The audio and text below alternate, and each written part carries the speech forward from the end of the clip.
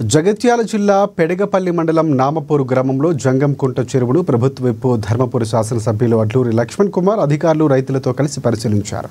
ప్రభుత్వ విప్ ధర్మపురి శాసనసభ్యులు అడ్లూరి లక్ష్మణ్ కుమార్ మాట్లాడారు. గత ప్రభుత్వంలో లింక్ 2 కింద వెల్గటూరు మండలంలో పెడగపల్లి మండలంలో ₹1,00,000 విలువ చేసే భూములు కేవలం 7 నుంచి 8 లక్షల రూపాయలు ఇచ్చి తీసుకోవడం జరిగిందన్నారు. కానీ చొప్పదండి నియోజకవర్గంలో రిజిస్ట్రేషన్ వాల్యూ పెంచి జీవో తీసుకొచ్చి ఎకరాకు 23 లక్షల రూపాయలు ఇచ్చి భూములు తీసుకోవడం జరిగిందని తెలిపారు.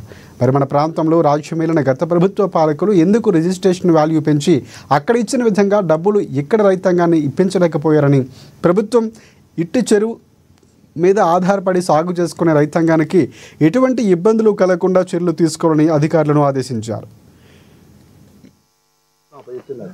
ఏమన్నా జీవన్ రెడ్డి నేను వస్తారా, జీవన్ రెడ్డి వస్తాడా, లక్ష్మణ్ కుమార్ వస్తారా అని చెప్పి మెగా కంపెనీ ప్రాజెక్ట్ వాళ్ళు పక్కనే ఉన్న చొప్పదండి కాన్స్టిట్యూన్సీలో ఎకరానికి 20 లక్షల పైకి ఇచ్చింది, 23 లక్షలు ఎకరానికి ఇచ్చిందని చెప్తున్నాను.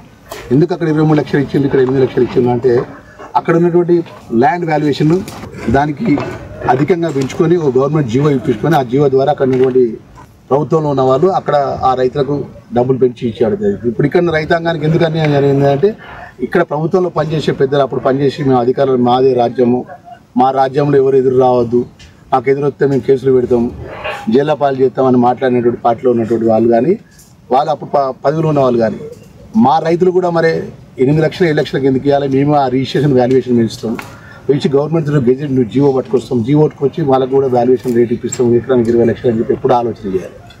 ఏమైనా మాట్లాడితే రైతులతో ఒకటే మాట మాట్లాడేది అంటే అప్పుడున్న ఆర్డీఓలు అధికారులు పోలీసులను పెట్టి మీరు పై భూమి